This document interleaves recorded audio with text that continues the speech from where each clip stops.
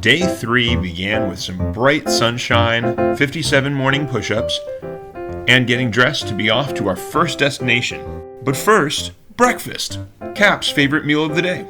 Our two hosts, Brad and Keith, served up our choice of juice, a delicious parfait with fresh fruit and honey, and then a French toast croissant filled with homemade pumpkin pie. Wow. And now we're off to our wolf preserve. To get to this wolf preserve, we had to drive through the town of Lidditz, Pennsylvania. Lidditz is a small town, was founded in 1756, and boasts of such attractions as a 158-year-old chocolate store, the first pretzel bakery in the New World, a Moravian district, 5 covered bridges, a springs park, but what it's best known for is its wolf preserve. It's also home to some of the most beautiful farmland we saw on our trip. Well, we've arrived after traveling through the town of Lidditz, and beautiful preserve. We saw our first wolf so far, but we're gathering for the tour at this point. No videography, unfortunately, but you'll get to see your fill of cool pictures. Our tour guide, Russ, detailed how the Wolf Sanctuary of Pennsylvania has been in operation for 40 years, taking in over 50 gray wolves and wolf dogs.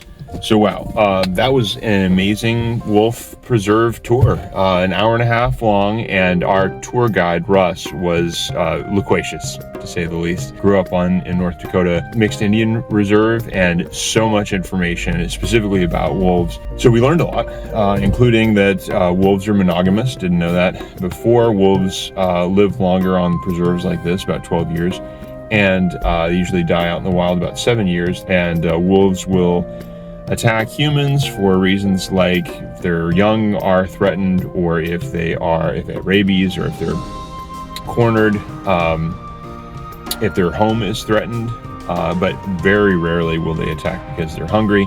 Wolves also tend to avoid other predators, especially us humans, because we're not ungulates. 7 times never kill man, as Kipling said.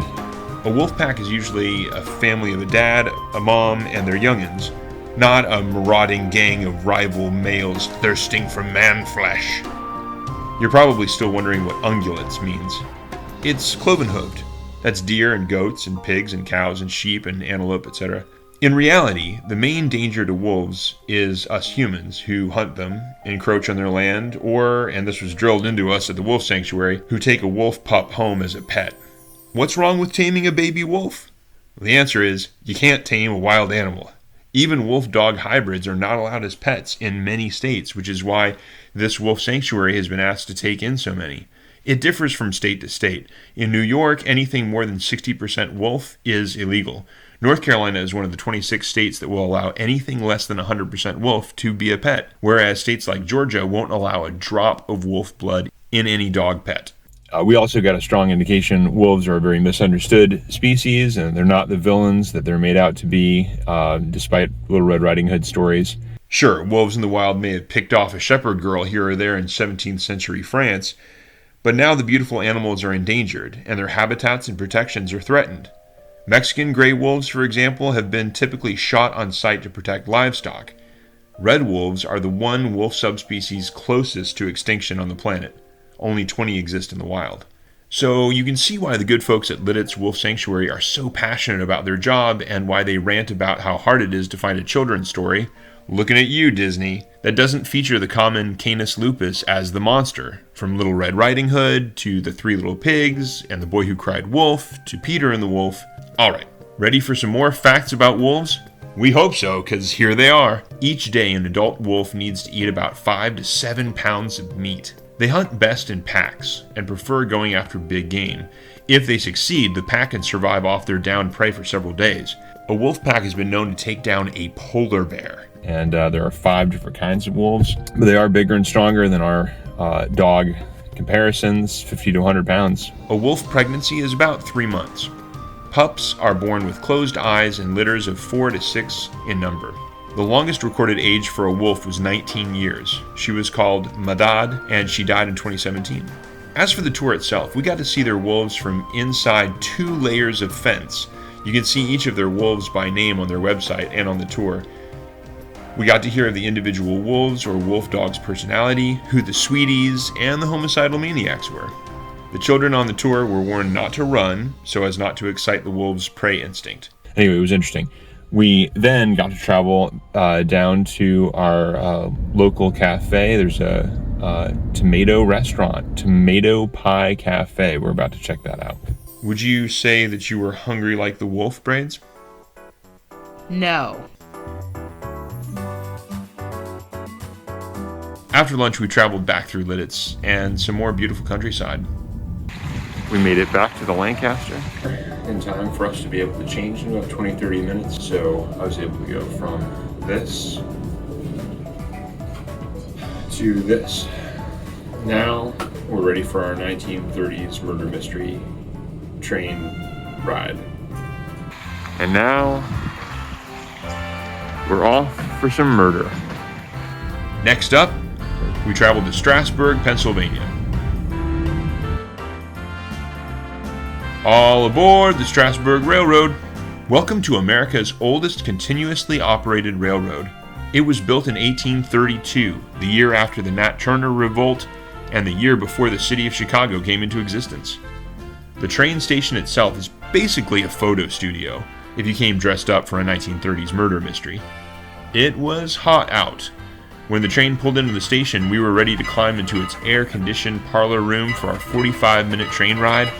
But sad news awaited us. We were informed there would be no murder mystery today due to a scheduling error.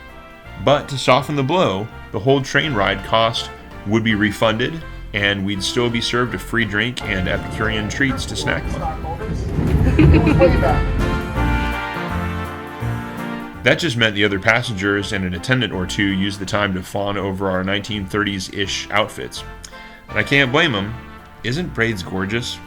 Don't you mean, isn't Cap handsome in his brand new fedora? He also got a few shots of the view from the caboose. It was a good view, riding through 4.5 miles of Lancaster County and back. And we're off. Very slowly.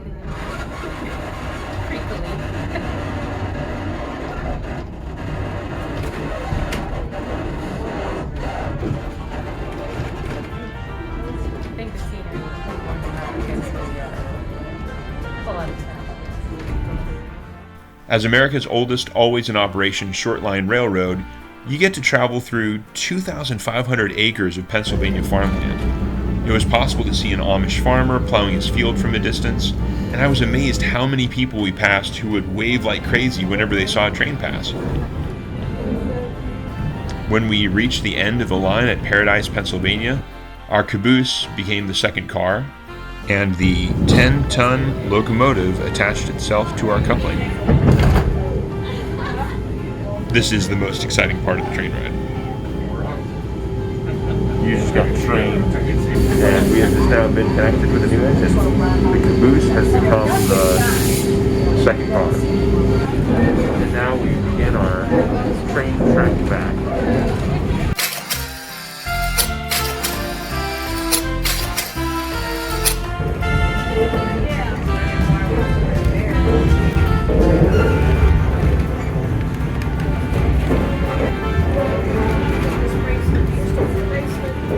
Our parlor room had a full bar and two very capable staff members who were polite and extremely sociable.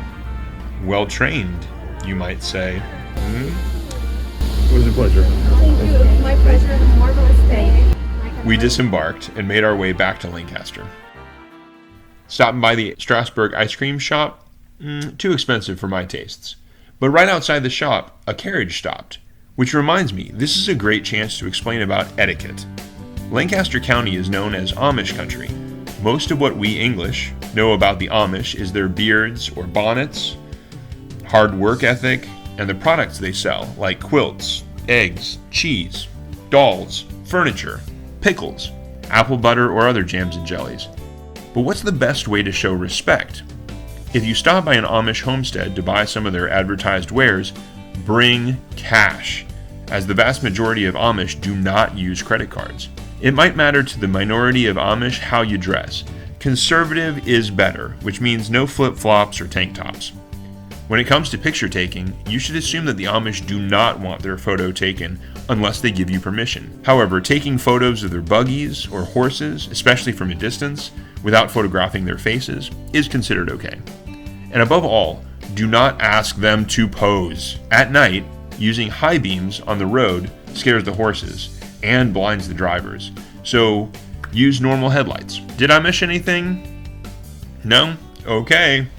We came back to the Lancaster in order to get some rest for Braids and to read some Sons and Soldiers for me, as we're planning a trip to Fort Ritchie tomorrow.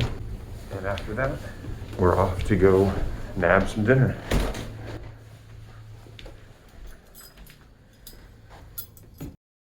We enjoyed our last Lancaster dinner in the patio seating at Quip's, a surf and turf English pub. Fun fact, this was the first time in exactly 2 years, to the day, since I've had fish and chips. Last time was in Iceland on our first official day there, day 1. And it was pretty good. Mouth-watering, I think you'd say, Braids? Yeah, I was thinking it melted in the mouth. Yeah. Fries, hit and miss. You had a cottage pie? So Yeah. basically like a shepherd's pie. And it was cottage pie night.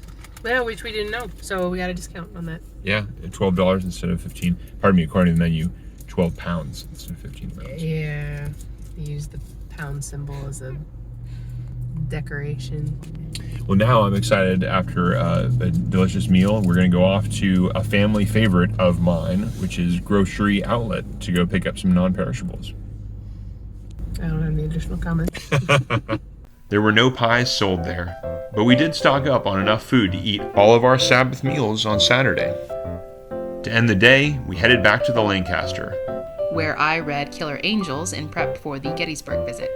and I read my Sons and Soldiers book to prepare for day 4, our visit to Fort Ritchie and the First Washington Monument.